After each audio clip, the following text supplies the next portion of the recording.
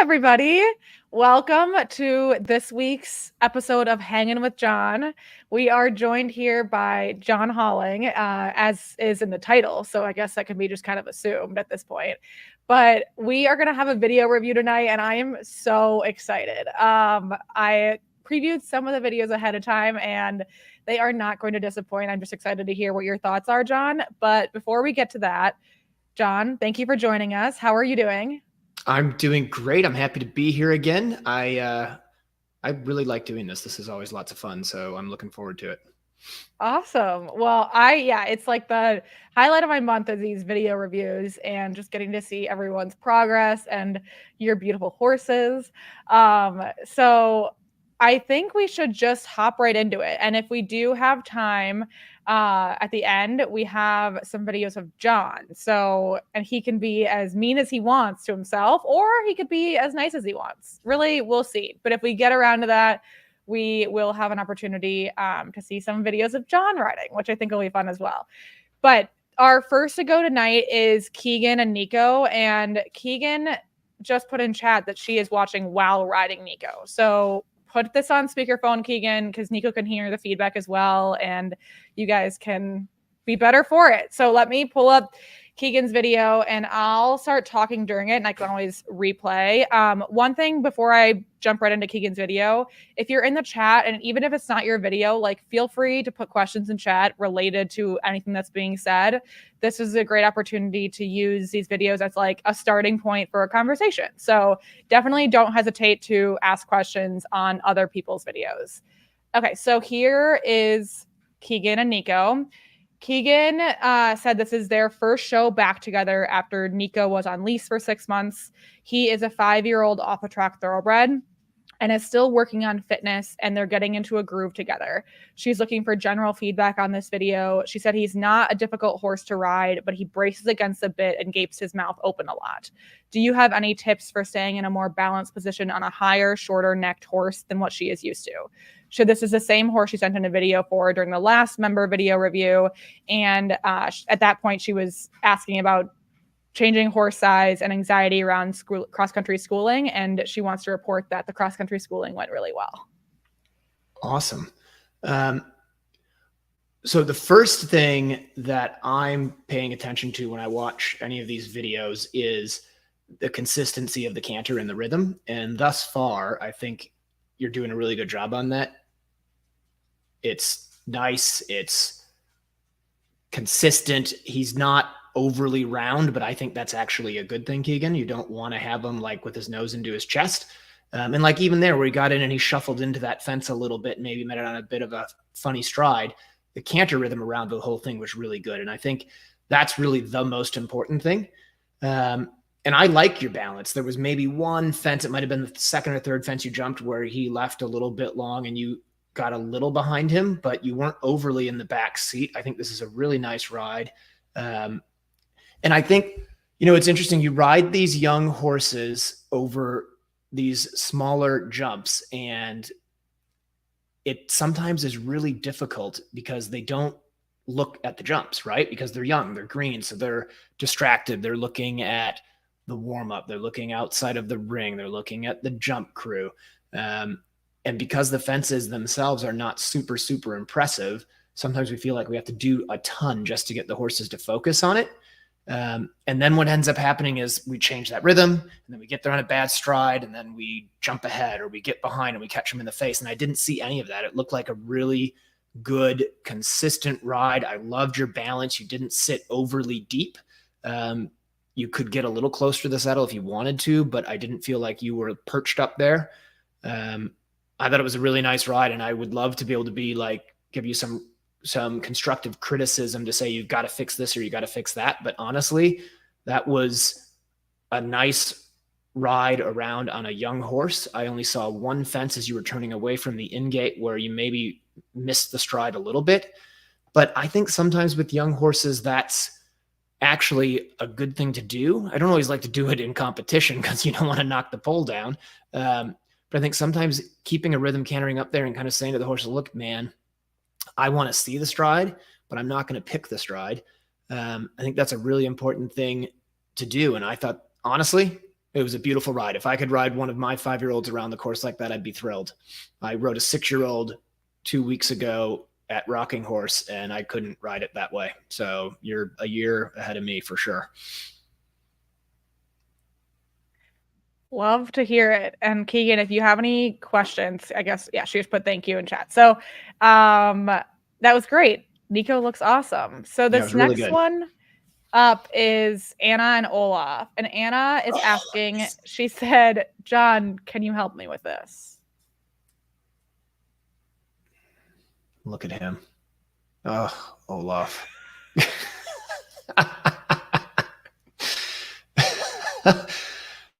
What a good boy.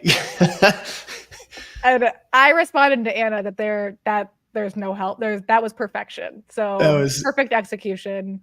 No helping that. But she was mostly kidding on that one. I have a real video. Have you seen on Facebook or maybe Instagram, there's this like horse riding video game, and yes, the horse goes and he jumps it good the first direction, turns around, and then just trots right through the pole. Yes, I have seen that. Okay, so this is her actual question, actual video. She's asking, do you have any advice for a horse who is heavy in the bridle? She said, I know it's shocking that a short, fat guy like Olaf doesn't like to carry himself. I know part of it is fitness. We also do a lot of lateral work, lots of circles, spirals, added and pull work. His verbal cues are awesome. She said, see my fox hunting, whoa, at the end of the video. But man O'Malley, when I'm asking him to work and use his body, I also have to work and use my core and arm strength. I can throw the reins away and he happily pony trots following leg cues, and he's soft in the mouth when I'm not asking him to use his booty. And when I go to pull all of the pieces together, oofta. Yeah, so I think a couple things. One, as you sort of alluded to, we have to be a little bit sympathetic to his conformation and body type, right? So he actually is a horse that, to me, he's willing to go uphill and he's willing to be round. But where he struggles is to be uphill and round. And I think, in some ways that's fair enough. I would say when you're working those downward transitions, particularly the transition from canter to trot that you did down at the far end of the ring, be a little bit quicker to go to work on the trot. So you sort of went canter, trot. The trot was prompt, but it wasn't this trot that we're looking at right now. It was not as good a trot as this. And it took you probably 4 or 5 strides to start to work on that trot. So I want the upward transitions to be very prompt and to be right off of the leg. And when I just think them, I want them to happen, which actually happened right there. That was a beautiful upward transition. But then when you come down here and you think about this downward transition, this doesn't need to be prompt when you're schooling. This needs to be quality. So you want to think leg on and then go to work on that trot, and don't bring him back so slow. Like you almost walked there and then came into a nice trot and then back to canter. And then I actually wouldn't probably do any canter walk or canter halt transitions with him. I don't think physically he's strong enough that that's going to be super productive. So I would do lots of canter trots, canter trot walk, and walk halts, but I wouldn't skip through and do that transition there, although it's a beautiful halt, by the way. But I think if you can try to think about those downward transitions being that the first step of trot, he's properly working and going forward and taking you forward right into that nice trot that you had at the beginning of the video. I think that will do a lot to help. And I love that you did lots of transitions there. I know, the last couple of times we've done this, I've been on that a lot. I think the other thing you could work on with him would be some gradually spiraling in and spiraling out in the canter. You probably can't get all the way down to a 10, but you could go from, like, in that jump ring, a nice big circle at one end down to probably like a 15-meter circle and then back out again. When you go back out, freshen it up so that you have transitions within the canter, not just from canter to trot or trot to canter, but actually within that canter. You can do some transitions as well in the trot work. I think in the canter work, you want to go from regular working canter to medium canter and back to regular working canter. In trot, I think you want to go with your working trot to a little bit what I call like a slow trot. It's not really going to be a collected trot, because I think collected trot would probably make him move his legs quick. So you want to go sort of slow trot, close to walk, and then forward again to your working trot. I don't think you want to go to lengthening in trot, because that's going to make him quick as well. But I think the big thing in that video that I see would be that I would go from your canter, and when you're in that trot, immediately go to work on the quality of the trot, which I think you did. I think when you were doing it, though, you were thinking of like quality of trot, like I'm going to make him sit down. And instead, I think you want to think about quality of work, like how light and fluffy and bouncy can you make that trot so that it matches the trot that you had when you started. And I love Olaf. Important note. Yes. Anna, thank you for sharing Olaf with us.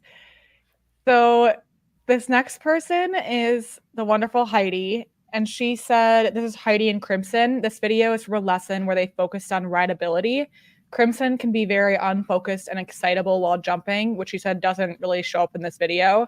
Heidi is trying to learn how to be with him while also staying ready for what he might throw in. Do you have any tips on giving her green horse the best ride she can and staying out of the dirt? Well, I love the exercise, I would say. I think the landing and working the canter is really important. I think a lot of times we get these horses that can get a little bit excited and a little bit hot, these more thoroughbred types, and we do a lot of halting. And I do halt on it's straight line halts, but I think actually working this canter here would be super helpful. One thing I would say here is you're cantering in, the hand does just look a little bit low and set coming into that second gymnastic line, as you were sort of having to steady. It's hard to say out here because I can't see the hand that far away. But after this jump, you can see that hand just gets a little bit low. So you kind of break the line from your bit to your hand to your elbow just by bringing it down a little bit. And I think that's a really tempting thing to do with a horse like this because he does carry his head high. And you can see he's just a little funny in the connection there.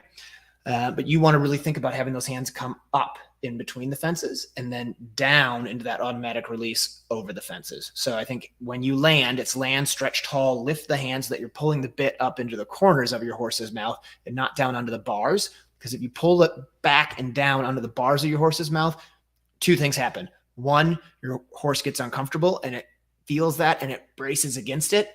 And then if you do it for an extended period of time, like on cross country, then eventually that goes numb and then they run off on you. And then you're like just hoping and praying that you're going to be able to keep it under control the rest of the way. So I think the big thing I'd say there is, one, in general, the exercises are very good. So that was a good plan. And I think you said that was a lesson. So it was a good plan by the instructor for sure.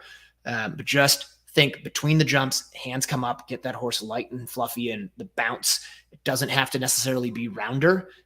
If we get to my videos later, you'll see Kurt, one of my horses, that thing's never round. I wish he was, but he's not. But it doesn't matter so much as long as the connection is there, which Kurt's isn't great either. But as long as the connection is there, they can be up and out as long as they're obedient and listening.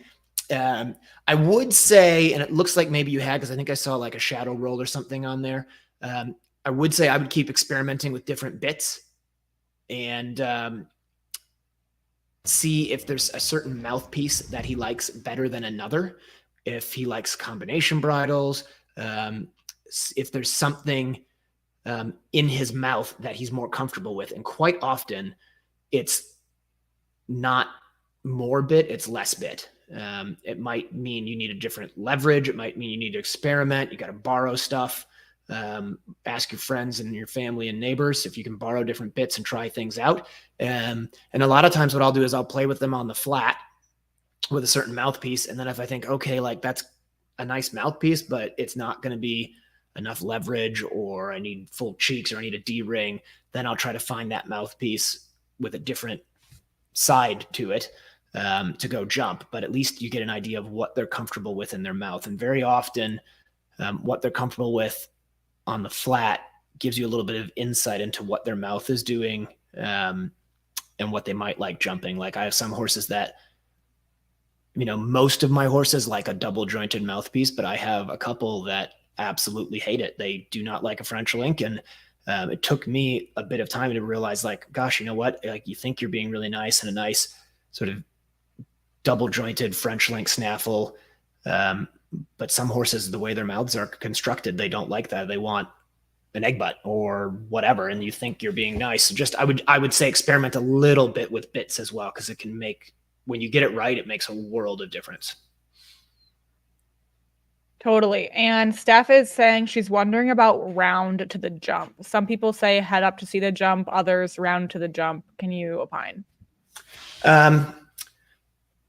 So I'd say this. So in front of the jump, if you take video and just watch horse after horse after horse jump, in the last 2 to 3 strides, I'm going to say, and I'm sure there's an exception, but I'm going to say it anyway, every single horse will have its head up in the last 2 to 3 strides before the jump. Now, what they do between the jumps and what they do on landing, that's dependent on the horse and sort of what its preferences are and how it's built and put together. It also is a little bit dependent on the rider, because some riders sort of insist their horses are more round and some riders insist their horses are more open and out. I find personally, I kind of like to try to figure out what each horse likes and then go with that. But if you have a horse that is round and on the bit, that means that it's looking at the jump out of the top of its eye. And that is a very submissive place to be. So if you think about like natural horsemanship stuff, sidebar this week, Tick Maynard's going to be on the John and Rick show, and you guys should all check it out. If you think about natural horsemanship stuff, when the horses submit, they lower their frame, they lower their head. And so I think you have to think about your horse and what it is.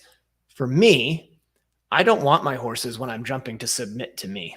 I want them to be an active partner. And so I want them to be a little bit more up in their frame and out and be looking out of the bottom of their eye, because that's how they sight the jump and see it. Now, that doesn't mean I want them sticking their head straight up in the air, but I don't want them in a dressage frame cantering around the ring. Now, I have some horses that go that way naturally. My Style horse, that's the way he goes between the jumps, but I still, in front of the jump, try to get him to take that contact forward and up and out. I find horses that go a little bit overly round, they tend to be very spooky at things like Liverpools and ditches and things like that. And I think it's because they're looking down into the bottom and they're looking at the jumps and sighting them quite late. So generally, I want my horse connected. I want them to feel like my arms are an elastic band connected to their mouth, that there's no tension, but there's also no flop and loopy rein, and that I can guide them around. And they are, in my opinion, on the bit. They're on the aids, but they're not on the vertical with their frame. Super helpful. So this next one is Taylor and Marty. And Taylor is returning to riding after grad school, early physical therapy career, and 3 kids. Marty is a 4-year-old Welsh Oldenburg gelding who was lightly started last fall as a 3-year-old. She purchased him in April, and they've spent the summer working on the basics like steering. She's looking for general feedback for improving transitions, throughness, and how to have a better core seat after living in anterior pelvic tilt, which means an overly arched back, for much of the past 7 years of pregnancies and postpartum recovery. Okay, so he's a cute little horse, huh? He moves really well. I think you have all of the beginnings of a very good position. I can see what you mean about sort of overarching your lower back. What was that word again, Kinsey? That was way smarter than me. Posterior pelvic tilt. Got it. Okay. Or anterior pelvic tilt, sorry. Right. Okay. So when I see somebody that sits in that position, it's easy to say and difficult for them to do, but I want them to really kind of forget about sitting up straight and trying to be in a good position with their back. I want you to almost feel like you could slouch down into the saddle. But like I said, I feel like that's probably a really simple thing to say. You have a very good position with your hands. You do struggle a little bit. It looks to me like keeping the contact consistent all the time. Just occasionally in the transitions, they get a little disconnected and the rein goes what I'd call empty. So I think you want to feel the weight of the horse's mouth in your hand. A really good tool, like just there up into the canter a little bit, just lost the connection to touch. A really good tool that we use sometimes here for that is a little gadget called the EquiCube. And I don't even know if they still make it, but my friend Mark Grandia's mom used to make it. And it's a rubber block with handles on the side, and it's quite heavy. And every time I give it to somebody, they're shocked at how heavy it is, but it does simulate the amount of contact and weight that you want. It is a torture device. You're right, Taylor. It also forces you to use your core. Now, full disclosure, it also makes it really hard to steer if you do use too much hand. And it exposes all of your weaknesses with being able to use your body to steer a horse. And honestly, I can use it flawlessly on some horses, and other horses I use it and I look like a complete buffoon. And the ones I look like a complete buffoon, it's because they're not that well broke yet. But it is a great tool. I'm willing to bet it would help you with your position stuff with your core and your low back as well, because you wouldn't be able to sit there in that sort of exaggerated position for very long before your body would have to let go. The other thing that I think would be a huge help for you, and you look completely ready for it, and you probably are using it a little bit or doing it a little bit already because you look like a pretty competent rider. I think you need to not have stirrups a lot, and not because you need to like get stronger, but because you need to actually relax and sit down into the horse. So like as you're cantering around in that video, you can see there's like space between your seat and the saddle, and you've got to get your butt glued down into the tack. And riding without stirrups is going to get that done. If you were a kid, I would tempt you with like dollar bills and stick them between your butt and the saddle and tell you if you kept it, you could keep the cash. I don't know if you have anybody that would do that for you and let you have their money, but that might be one other really good motivating way. But I think no stirrup works. I'd play around with the EquiCube. You do have to, one caution with that EquiCube thing is, especially with a young horse, you have to be pretty careful as you're riding around. You can bang it on their withers without realizing it, and that will upset the horses. So you have to hold it, but your hands look good. Your position looks good. It might be something to play around with a little bit. And like, honestly, even if you just use it in a little walk and trot for 5 minutes of the ride once a day, or 5 minutes of the ride each day, and then set it down and go ride, I find it just starts to really teach you what the weight in your hand is supposed to be. And I have never given it to somebody and had them not say something like, wow, that's really heavy. I can't believe that's the amount of weight that I'm supposed to have in my hand. But you really want a good, solid connection with their mouth. Even horses that I've had that go with a light contact, they go better when I have the EquiCube. They go better immediately afterwards. So EquiCube and lots of work without stirrups. I think that will help you a ton. This episode is now sponsored by EquiCube. So yes, and the John and Rick Show. Oh, yeah, and the John and Rick Show. Wow, we are racking up the sponsors tonight. Yeah, sorry. No, it's good. Okay, so next up is Steph, and I already told her she did some amazing editing on this video. So this is Steph and Mickey. Great. And Mickey's jockey club name was Tambov. Sorry if I mispronounced that. He finished his last race in 2018. Steph and Mickey started training together in 2021, and they've done low-level eventing and first field fox hunting. Steph has been his only rider and trainer. She's training him with the Ride IQ app and has recently started to get help through Brad Hall eventing. They entered 2 rated shows this year, and they finished the first, and they came in third on their dressage score at the second. She would like to start leveling up, but because of where she lives and her work schedule, her Olympics would be training level. And next year they will start at novice. She wants to start the winter out with a higher level of expectation. And yesterday she did your hot horse full ride. And the clip is of her attempts at shoulder in and haunches in. And her questions are, 1, am I connected enough? 2, are my angles correct? She said she can't really tell if she's showing enough of the in, like as in shoulders in, haunches in. 3, is she going too slow? She said, am I strangling him? And 4, does he seem braced? How can I get more relaxed movement? So that was a lot. So let me know if you want me to repeat any of that. Let me go through, and then if I miss anything, just let me know. So no, I don't think you're strangling him. The tempo is slow, but I do know Mickey. He was down here for a little bit, and I know Steph really well. She's a good friend. And so I think actually the tempo is probably very appropriate for him. And then as you go, you can add more to it. That's great. I think the haunches in here, be careful right there. You're just leaning in and collapsing to the left a little bit. And I think I would ride in the haunches in for the angle first and then add the bend. So I wouldn't be afraid of sort of taking his nose a little bit over his right shoulder, or like almost like you feel like you're taking it over the top of the fence there, and letting him get the angle. And then after he gets comfortable with that, then you could add the bend. Now, that said, that's actually a better haunches in there, I think. It's a little bit tough to see the angle because we're in the center of the ring here, but that second one does look better. But I think at his stage, I would probably go angle in the haunches in first and then add the bend in second, because in general, I think you always want to have, or can have, a little more bend, a little more angle in haunches in than you want in shoulder in. In the shoulder in, you could really want to be on 3 tracks, and I think people actually tend to overdo the bend in shoulder in. And then, like there, that's not a bad start to the haunches in. You can see the tempo slowed a little bit, but the angle was pretty good. And then I think when you finish that haunches in, as you're going through the short end, just freshen the trot back up again, right? Go forward, get him forward, probably put a circle in there just to sort of say, right, this is the trot we want, and then do this next haunches in again. That's pretty good. I think the frame is excellent. I don't think you're strangling him at all. He doesn't look like he's cranked in or overly round.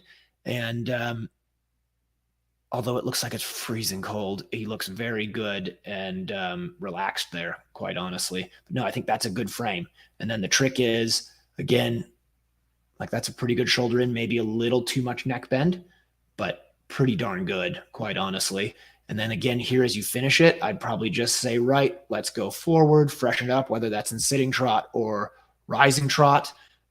Just move that trot forward again so that he stays tracking up behind, and just realize that in lateral work, you are pushing collection.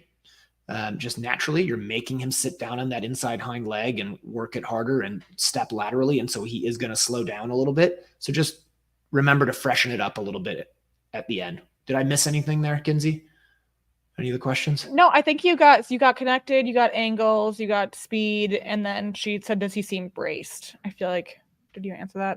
No, I don't think he looks braced. I do think, though, you tend to collapse more to the left in this video, and I can't remember because I haven't, unfortunately, seen stuff in a while. So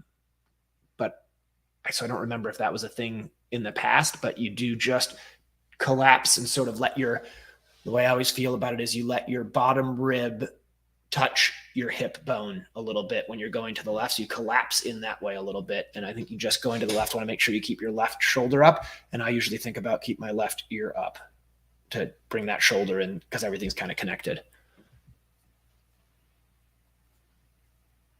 Steph confirmed in chat that she does collapse to the left. So well, then stop it. Yeah, Steph, then why do you do that? Yeah. No. Easy as that. It looks really good, Steph. I'm impressed. He looks awesome. He's a much more mature horse than the last time I saw him. So I'm glad he's doing well for you and that you're having fun hunting him. It's pretty cool to see.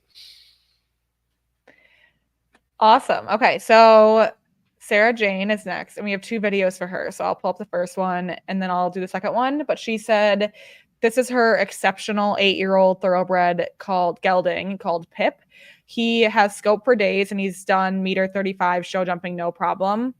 It's taken 2 years to get him accepting of bits and contact, but they still get llama neck when he gets stressed and under pressure. She has very kind and oh, we lost you. Or I lost you. I can't hear you. No. Can anybody else hear? Maybe it's just me. It says you're muted and I can't hear you. You hear me now? Now I can hear you. Okay. Maybe it was me. Sorry. Oh, it wasn't you. I think my mic just fails sometimes. Okay. So she said it's taken 2 years to get him accepting of bits and contact, but they still get llama neck when he gets stressed and under pressure. She has very kind and giving hands, but she tenses up when he's llama-ing around. I'll go to the next one, and I'll play both of them again. Pip is very easily offended by hand, so she has installed a mostly reliable voice and seat whoa. But when he's super stressed, not much gets through to him. Do you have any advice on how to help him through the llama neck? Currently, she uses her voice and seat, and then her hand to half halt him from running around like a llama to a controlled trot. She said he's also like riding a spooky fish on the cross country course and wants to nap home sideways, always through her right leg and hand, which incidentally is actually her stronger leg. Do you have any advice on helping him focus between jumps? So the two questions are the llama neck and focus between jumps. And I'll play the first video again. Okay. So I'd be interested to know if he only does that when he's out in an open field jumping like this, where there's cross country, or if it's like a derby class, and if he's better in the show jumping, or if it's all the time he jumps. That would be the one question I would sort of have. But without having that information, I'd say a little bit like we were talking about in one of the previous, you can see there where he gets a little bit wanting to run home. In one of the previous videos that we had, I think just remember when they pick their hands, their head up, not their hands. They do not have hands. They have hooves. When they pick their heads up, you want to be careful that you don't then lower your hand and try to pull their head down. And that's a really easy thing to say and a harder thing to do, but it's very true. I remember riding years ago with George Morris, and there was a horse that had its head very high, and he was adamant that you had to pick your hands up when their head went up so that the bit stayed up in the corners of their mouth so that they would yield to that pressure. And he got on this horse, and I can't remember whose horse it was, but it was somebody very good because it was in a US team training session. And George at the time was probably, I don't know, early to mid 60s. And he got on this horse and it put its head straight up in the air as it was cantering away. And he just lifted his hands up like this and rode it around like this for about 5 minutes. And then the horse put its head down and it was happy, and it never put its head up again the entire time George rode it. It was incredible. Now, we're not all George Morris, so that's a little bit, of an easy thing to say and a harder thing to accomplish. But he didn't really have any magic other than he didn't panic when the horse stuck its head up in the air. He just did what he knew was the right thing to do. He kept the bit up in the corners of the horse's mouth and made sure that he did not pull down. So that might just be something to experiment with, because it looks like you had a running martingale on as well, which I would put a running martingale on it 100%. But if after a certain length of time the running martingale didn't accomplish the feat, then I would take it off and try something else. You might also try playing with how tight your noseband is. And actually, one thing that would be really interesting with a horse like that is jump them at home probably first. Jump them. Well, you can't do it at a competition anyway, at least not a recognized one, but jump them without a noseband. Just take it off completely and see what he does. I have found that in the past, I've had horses that are very funny in their mouths and difficult and get that sort of high neck up in the air and get stressed out.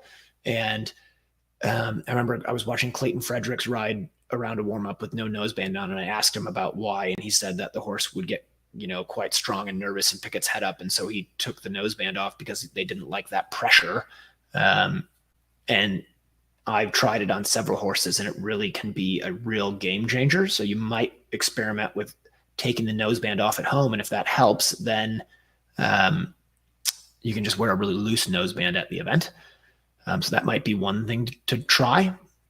That said, it also looks like he gets stressed out in these situations. It looks like he gets nervous when he's out there. He gets nappy.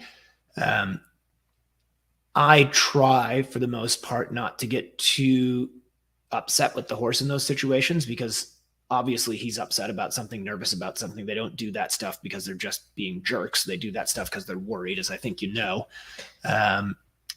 So I would just try to think about where your hands are, keep them high. You ride well, you have a very good balance, so that's going to be super helpful.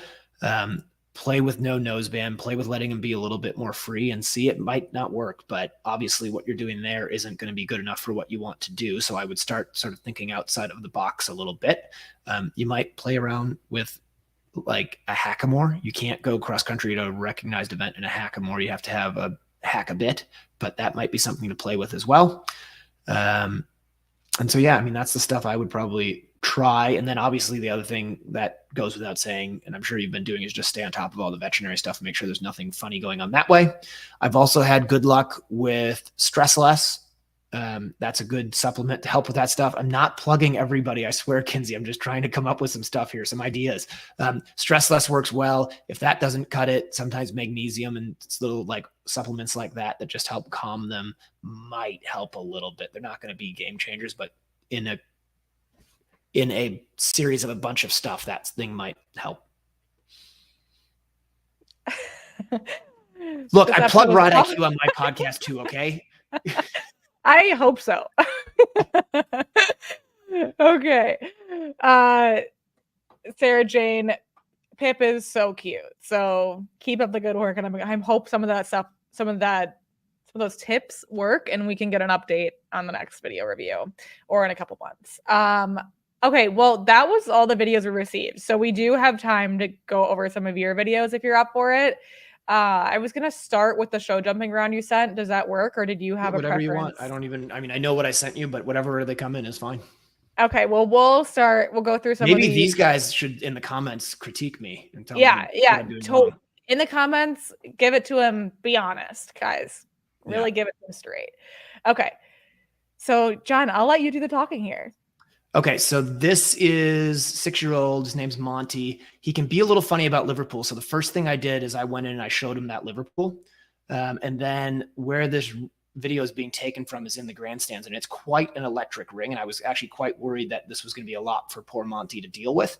And he did actually cope really well, but he came in nervous. So I jumped in there and I tried to give him some time to sort of relax and settle through the turn. And quite honestly, I really struggled to get him to focus on this next fence here and had a really long weak distance. You can see he trips a little bit in the turn, and that's supposed to be 5. And I had to shove in a 6 stride, and I'm not sure that was the right thing to do. I honestly thought that he was going to knock it out with his front knees because I rode him terribly there. And then I was really happy to see he grew up. So we have this 2 stride, and then it was 6 strides down this line here. And then we had to go past the gate, and the next fence was kind of a spooky one. And so that 6 was pretty normal, but this 7 stride coming up, we had to leave the gate. It was a very spooky fence, and it was quite a steady 7. And he's a big young horse, and he really was very good there. I did lean a little bit too hard left there and sort of tipped him and collapsed to the left, which I wasn't thrilled with myself about. And then here, this was honestly a huge fence for him, and I just was hoping that he saw a good stride, and he did, which was great. And then we come to the last fence, and I'm at this point thinking, gosh, I wonder, how much time did I take adding that stride in between 2 and 3, and should I have left the stride out and gone 9 instead of 10 to the last? But because it was a 1-star, I kind of assumed that I would get the clock well enough, and he did. He was a really good boy, and that's Robin Harder's horse. I don't think that counts as a plug. That's Robin Harder's horse.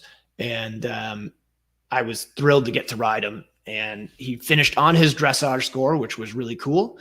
And the thing I liked about him was like he cross country and show jumping went in, and and dressage actually went in and was a little bit nervous and worried, like a normal reaction for any horse would be. And by the time he was done with his dressage test, by the time he was over sort of the 4th or 5th fence on cross country, and by the time he was through fence 3 and show jumping, he really sort of took a breath and focused on his job and made my life much easier. So that was pretty cool to do.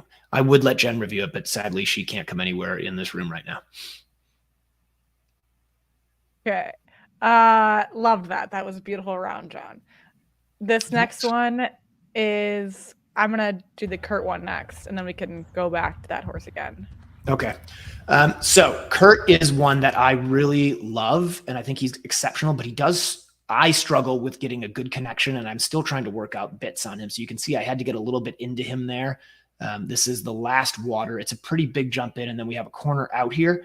And you'll see we do get this flag with a hind foot, but by rule, that one would have been just fine and not a big deal. But I will say, I think that happened because I can't yet quite get him soft enough in the connection to be able to make the little adjustments to give him the half an inch or two that I need to help him be able to jump up and straight and square and not have to twist behind a little bit here or there.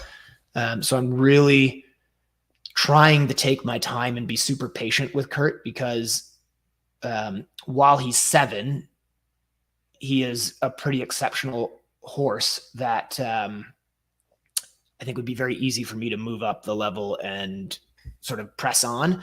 But I feel like I need to get that rideability portion sorted out. And I'll be honest, I was up until probably an hour before cross country that day, I was really debating which bit to even run the horse in. I was kind of back and forth, and I ended up in a Pelham with 2 reins. I see in the questions there, the question of how many times I walked that line. I walked so many times because I only had 2 horses. And so I was like, oh, I'm going to go walk again. And then the other struggle that I had was because there's so many fences out here, they have, I think, like intro through 4 long there. There's so many jumps in the way. It was really a bit of a trick to know exactly where to go, which side of the fence to be to get to your fence. And then honestly, the other trick was I had a student in the 3 long. And so it was a very similar course. And so I had to I walked my course, then I had to walk the 3-star. And then I thought, whoa, I don't remember what the differences were to my course. So I had to go back and walk my course again. And then I looked at the clock when I was going to go, which was 4:30 in the afternoon. And I was like, I need to go walk again to know what the light's like, to know what it should be or how I need to ride each fence depending on lighting issues. So that I walked it. Honestly, I walked at Terra Nova more than I usually would. But I find for me anyway, if I'm getting nervous, the more I can sort of work on the preparation, even if it doesn't necessarily change my plan, it makes me feel like I'm actively doing something as opposed to listening to music in my tack room hiding from people, which I love to do as well. So this is Kurt earlier in the course. That was fence 3, which was a wooden alligator. And this was the 4th fence. This was sort of one of the famous fences at Terra Nova. It's a big ditch wall and it's massive. You don't really get the appreciation for it there, but it is a big ditch. And Kurt, he's a bit of a jumper type. He's really a good galloper and an exceptional cross-country horse, but he jumps up. He gives things a lot of room. And although he goes very thoroughbred cross-country, he is warm blood. And so he can be a little ditchy and he can be a little funny about Liverpool. So I really was quite worried about that fence and wanted to make sure he was going forward to it. So honestly, from here, I didn't really I looked to the fence, but I didn't really care what the striding was going to be. I was going to come forward, and you can see that's obviously quite dark, but you can see his nose is quite out. He's really up, thinking of that question before about how round do we want horses. Kurt, he does not want to be round. He wants to be able to poke his nose like that to the fence.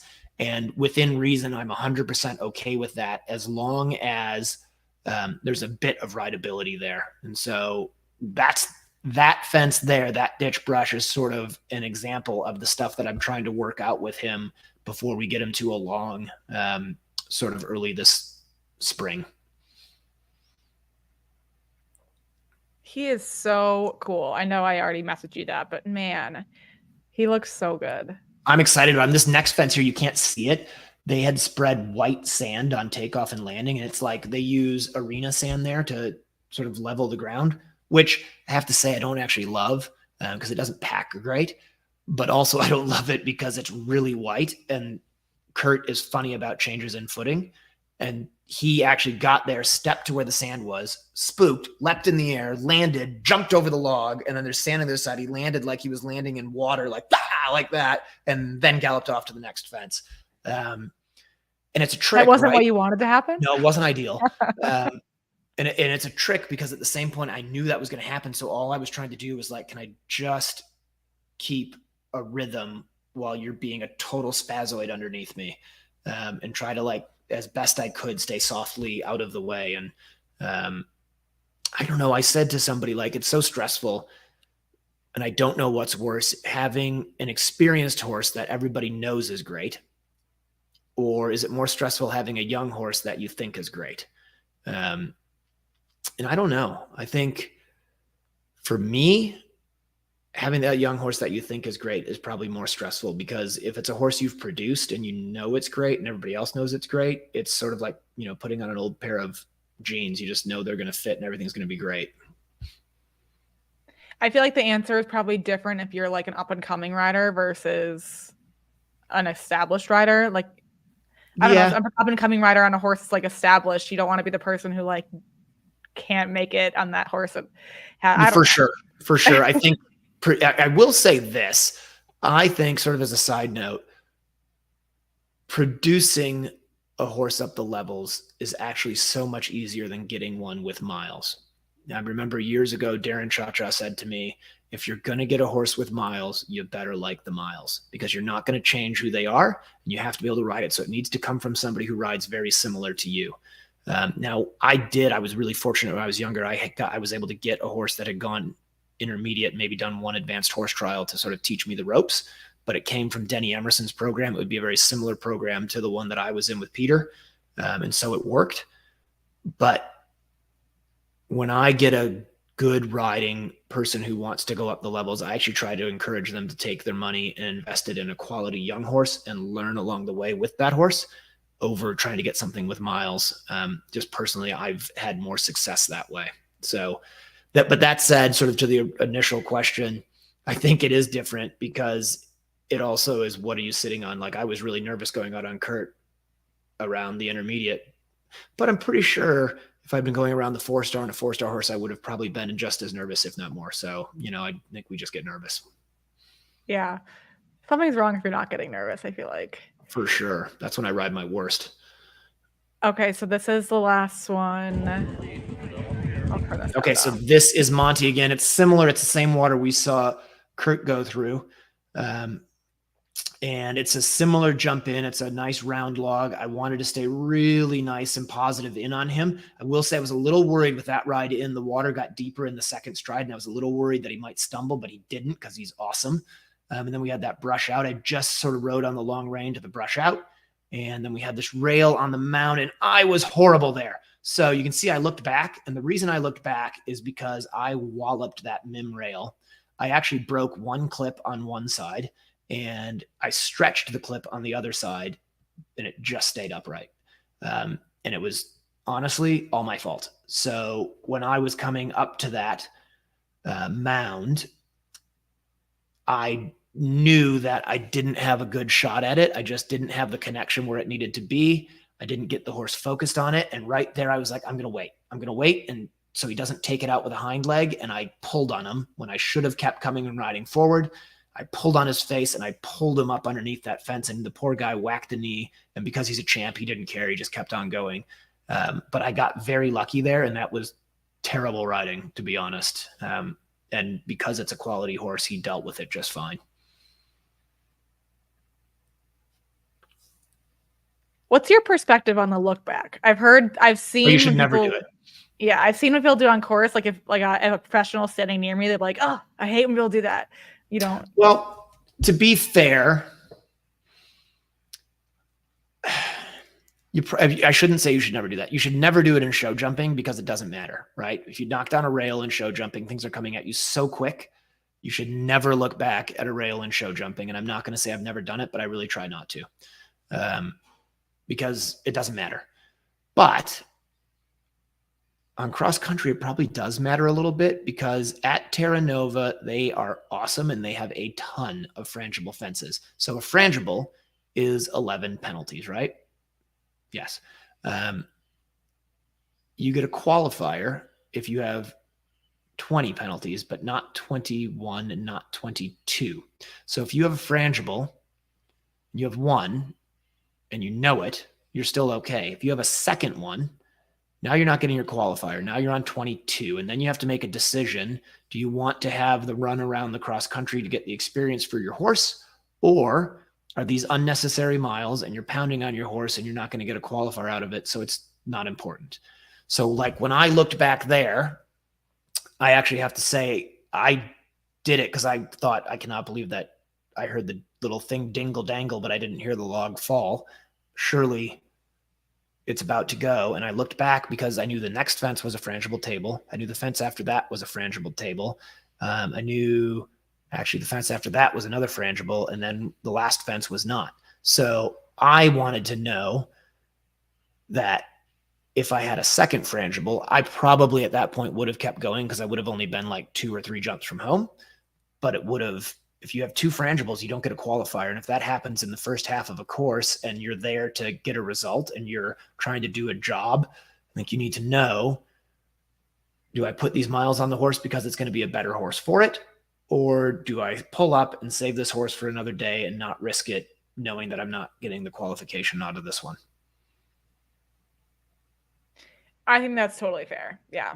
I think that is a reasonable reason to do it, to look back. But never in show jumping. There's no reason to. You got to keep going. Yeah, absolutely. Well, that was all the videos. So you guys, if you have any other questions for Jon related or unrelated to any of the videos you watched tonight, definitely put those in chat. Otherwise, I mean, it's a holiday week. So I'm happy to give you guys some time back here. Jon, I should talk more. Kyle would still be going on the first video. I mean, yeah, but that's okay. We need to get through them all. So this is perfect. Jon, going into Thanksgiving, I mean, it feels like a cop out for me not to ask you. Is there anything in particular that you're grateful for this year? Oh, I mean, I'm thankful for so much. I mean, I can be really corny and give all of the corny normal answers. But to be honest, I'm super thankful that I've got a great group of horses in my barn.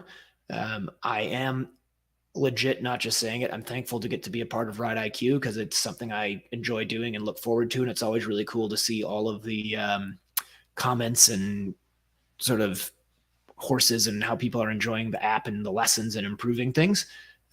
It's really, to be honest, kind of gone exactly where I wouldn't say I knew it was going to, but where you guys knew it was going to, and I hoped it was going to, where you can really see like how it's helping people be able to ride better and enjoy their horses more. So I'm thankful for that. And obviously, like it goes without saying, I'm thankful for my family and my kid and my wife. And, I think all you have to do, right, is look around the world and see all of the horrible things happening everywhere to just sort of have to sit back and be really thankful for where we live and that we get to do stupid things like ride horses and talk to each other online about riding horses. And, there's people in the world that don't get to do anything good. They just are trying to survive. So I think, without being too corny and lame, I'm just thankful for all of the great things that I have. There's nothing corny or lame about that. I completely agree. I think that's definitely something important to be thinking about, especially this time of year. One question that came from, yeah, someone is asking, are you thankful for the shameless plugs? I am thankful for shameless plugs. But look, guys, honestly, I wasn't trying to sell. I'm just saying those are things I get nothing from Equicube. Okay. Nothing. I just think it's a good product, and yeah, Stressless, I have a deal with them for sure, but it is good stuff. So whatever. It's okay. It's okay. We respect you still. Don't worry. Keegan is asking, and I don't know if this is a real question or not, but it's a good question in general. She's asking when should she know if she's ready to move up to beginner novice on Nico? And I guess if that's not a real question, I don't know. But if it is, I guess it's good to just know, like, how do you know when it's right to move up to the next level? So from watching that show jump video, you're ready to move up to the next level. It looked great. It was rhythmical. I actually think a little bigger fence would help you and make life a little bit easier. I think you're ready to move up to the next level when the level you're at is easy and when you're able to practice successfully the next level at home. So like if I get somebody comes in and they want to move up a level and I think they're ready, then we check it out. I'm like, okay, so you need to jump 1.15 meters. let's go jump a meter 15, you know, practice that in the show jumping. You need to do shoulder in, haunches in, and leg yield. Let's go practice that and see what it's like. You need to be able to jump these questions on cross country. Let's go do that. And so I practiced that. But I think in general, I do believe that once you're talking about sort of training level and up, I believe somewhere around 10 runs at a level is about the right number to have to move a horse up to the next level. If you have lots of experience at a level, you can, you know, do a little bit less maybe, but generally speaking, 10 successful runs at a level, maybe you have a little blip here or there. That's usually a pretty good number to sort of keep in the back of your mind. And it's not set in stone necessarily. But I think that's about the right number for most horses. If you go look up Kurt's record on US eventing, I think I might get myself in trouble here. You guys will call me out on it, but I think that that's been pretty consistent, at least through preliminary. Sometimes at the lower levels, you won't see that on all of my horses' records because we have a lot of schooling shows down here. So like the Fernhill Esmeralda mare and the Call Up Cooley horse, the records don't look like they've done a ton, but it's because they've been doing a ton of schooling shows at Majestic Oaks and the Florida Horse Park and places like that. When you say like if the level calls for meter 15, we go and jump meter 15, is your perspective ever like the level calls for meter 15, so let's go and make sure you can jump meter 30? Like is it ever like let's go make sure you can do quite a bit more than the level calls for?